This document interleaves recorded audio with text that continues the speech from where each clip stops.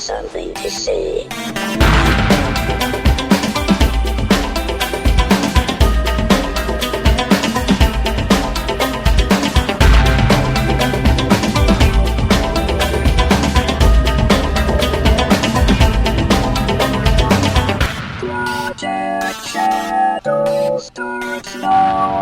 Hello everybody and welcome to Project Shadow, episode number 555.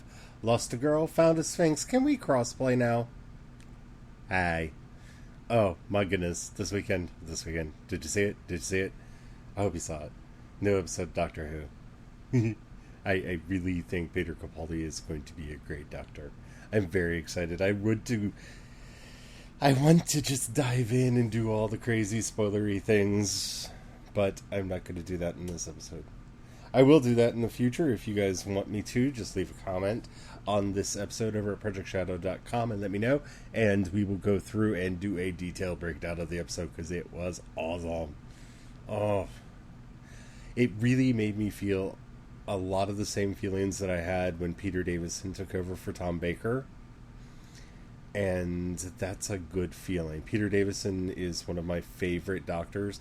It's one of those things, where you have to kind of rate doctors by how old you are. And Tom Baker will forever be my favorite. And that's probably because he was my first. But I also really, really love the storylines that he did. Peter Davison, I don't know if he or David Tennant is my second. They're in a head-to-head combat.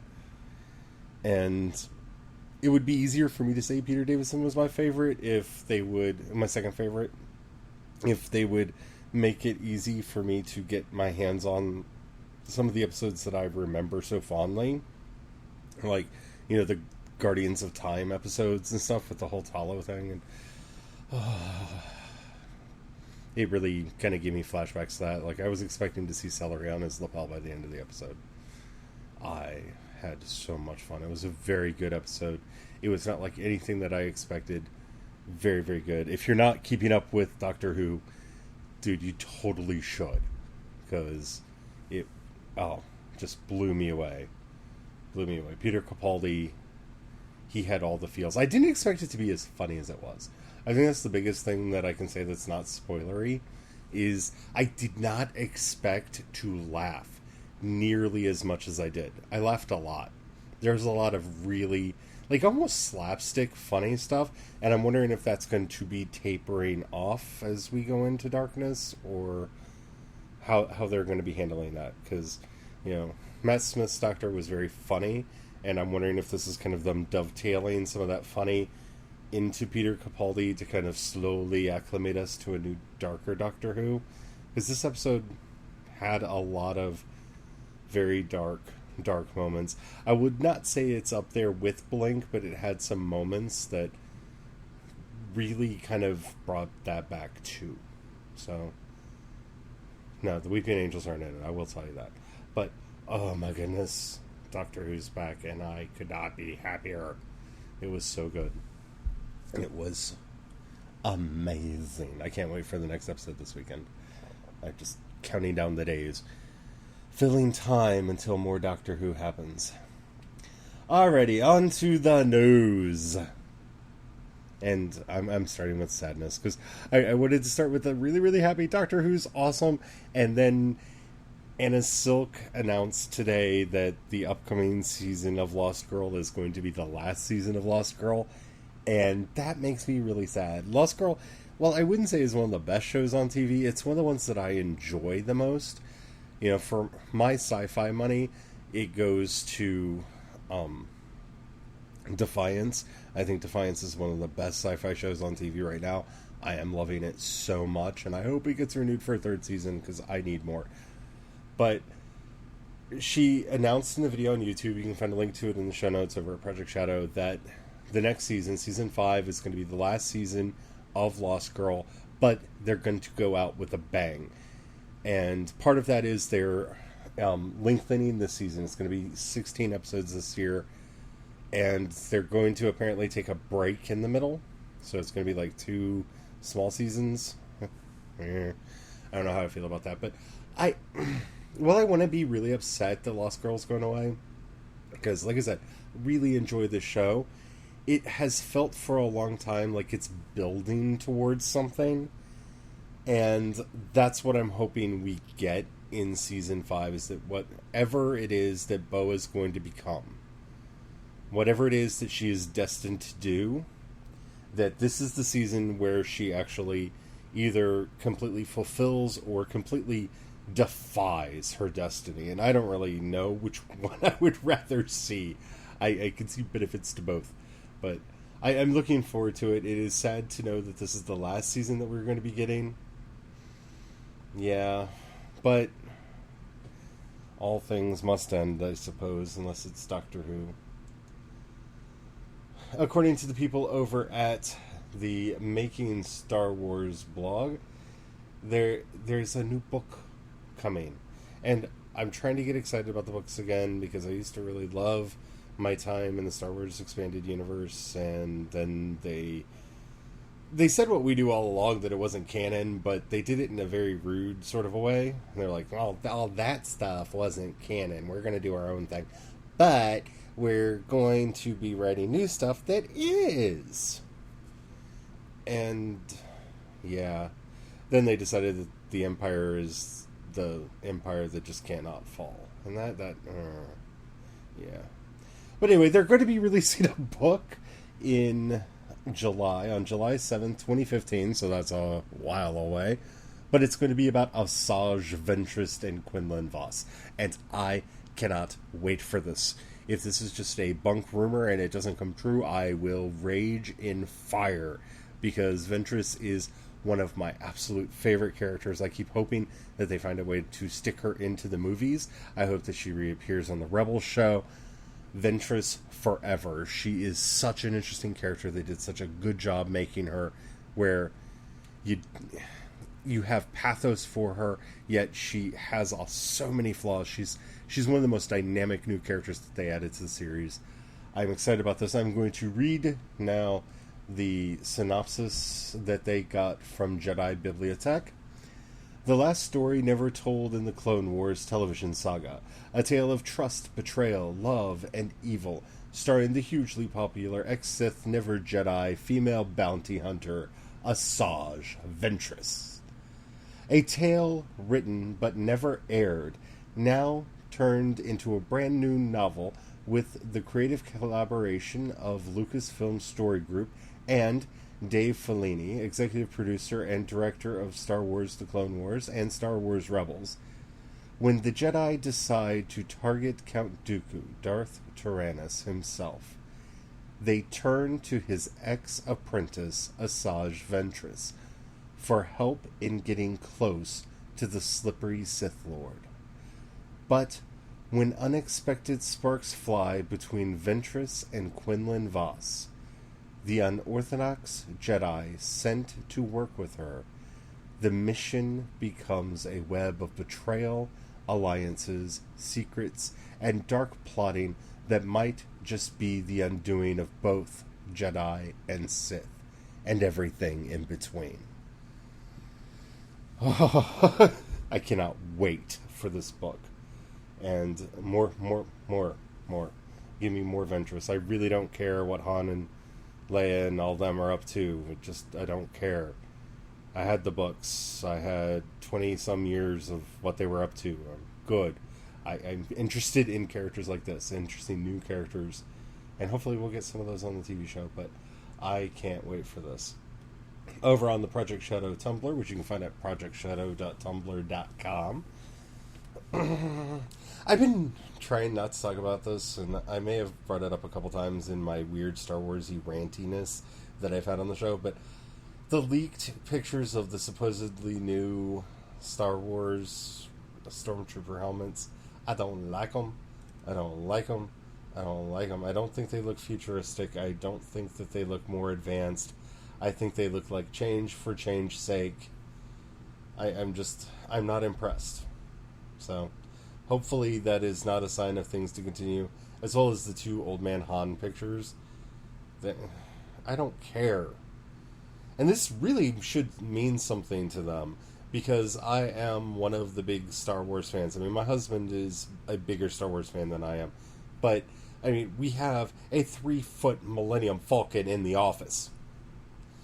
Our living room is a shrine to Star Wars. We have the posters for the original trilogy on one wall. We have concept art and images from the other Star Wars movies around the room. I am literally in a house surrounded by Star Wars. We're huge Star Wars fans, and neither one of us can give a crap about this movie.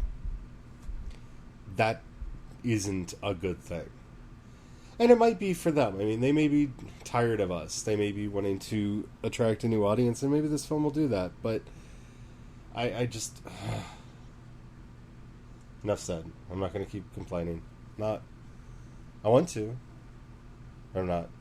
If you want me to, just leave a comment over in the show notes for this episode at ProjectShadow.com and let me know, because I think there's a lot of frustration about what's going on with Star Wars out there, and I feel way too often like I am just the ranty old curmudgeon, and it's not that. I don't mind changes. I don't mind it when things get different. I really don't.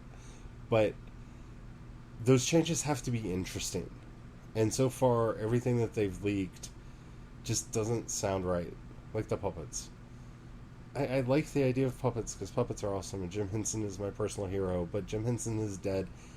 And I think that what we're going to see is some weird retro love story for a movie that never existed, or only existed in the minds of a few people.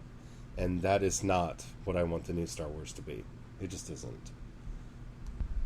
Over at Discovery News, they've announced the discovery of some new Sphinxes on an ancient tomb that is currently being unearthed.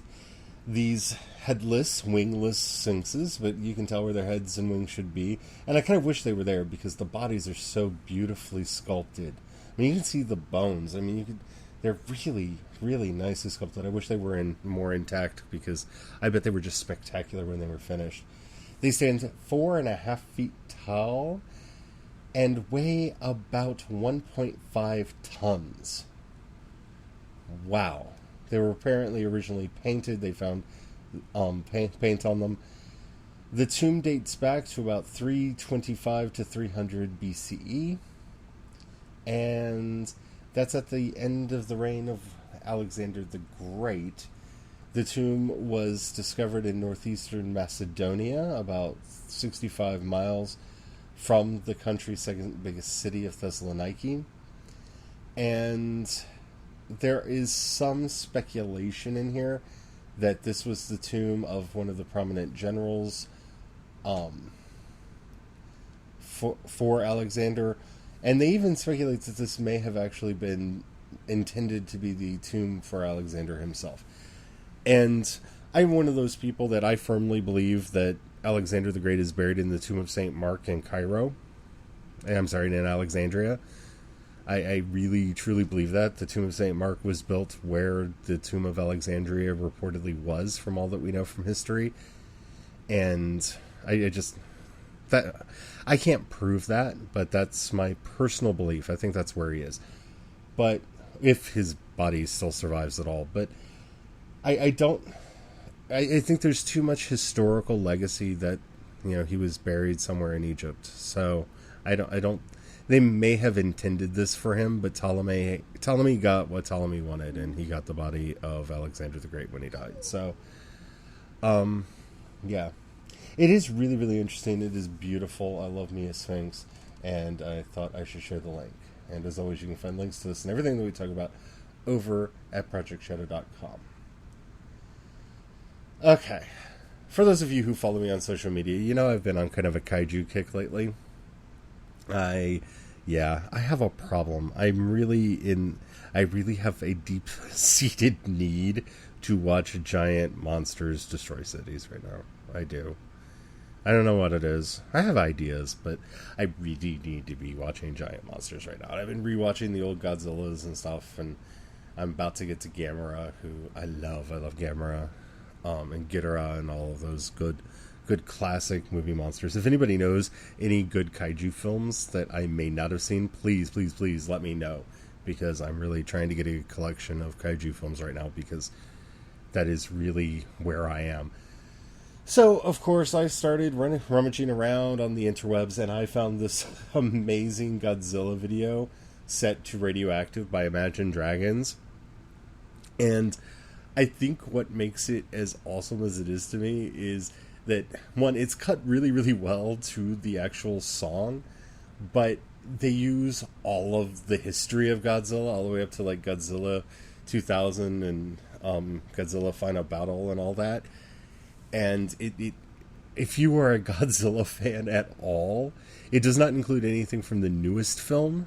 But having said that, if you are a Godzilla fan at all and you like, or at least can tolerate, the song Radioactive, you should definitely go check this out. It really brought a smile to my face. Just looking at the page where the video is right now, I am all giggly, and I just want to, like, stop talking and hit play and watch it. I will give you the warning that this and one of the other videos I'm going to talk about later is, for some reason, marked where it can't be played on a portable device. So you'll have to check this out on your laptop or something like that, because, I don't know, the record label probably that owns the track is stupid. That's my guess. I could be wrong. Over at the Project Shadow Tumblr, though, you'll find a post that I reshared from Jaeger Kaiju Gesundheit. It is a movie poster for Godzilla vs. Cthulhu, a movie that, to my knowledge, was never made, and if it was, somebody sent me a link to it, because this movie needs to be made. And we had a lot of fun this weekend kind of talking about this idea of, if there were an actual fight between Godzilla and Cthulhu, who would win? And I really don't know. You know, there's part of me, because what you're dealing with is you have a kaiju in Godzilla who is basically a beast. He works off of instinct and is sheer devastation. And in the person of Cthulhu, you have, I mean, he has an intelligence to him. You know, he is the high priest of the Star Spawn. He is the one looking to see if this time is right for the elders to return. And what really kind of strikes me about the concept of this movie is, if Godzilla were around and Cthulhu saw that the stars were right, that he could rise, it wouldn't just be Godzilla versus Cthulhu. You would have Azathoth returning. You would have Nyarlathotep. You would have, you know, Shub-Niggurath. You'd have all of, you know, what would it be like to have, you know, Godzilla versus the Black Goat? You know what I'm saying? And just, it would, the mashup possibilities of a brilliant, fun kaiju movie where you have Godzilla versus the entire Lovecraftian pantheon just thrills me. So I would love to see this get made. This is one of those few things that makes me actually want to make a movie and buy, like, a rubber Godzilla suit and make a rubber Cthulhu suit and do, like, a 1950s, you know, man in rubber suit kaiju movie fan film thing. It really does.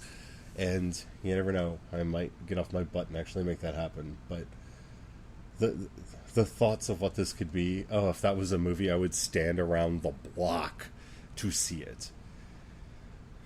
In other Imagine Dragons news, when I was watching the video that I was just talking about, the Godzilla Radioactive video, over on the side I saw a link to a Pacific Rim Radioactive video, and I have to just, like, include that in the share here too. This is the other video that I was telling you about that for some reason they marked that you can't watch it on a mobile platform because they're idiots.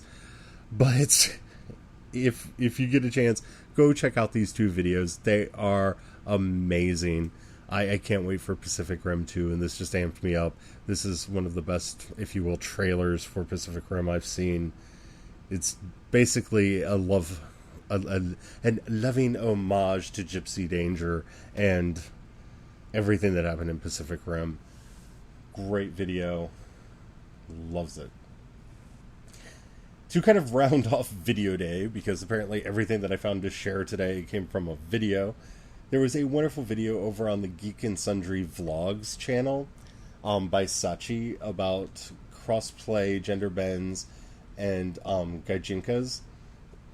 It was a really good video, and it was a very instructive video in a lot of ways, because as somebody who used to cosplay and wants to get back into it, I want to kind of spread the word and be kind of a cosplay evangelist, as you know, as I've been over the years, that cosplay is a fun thing and is something that we should embrace.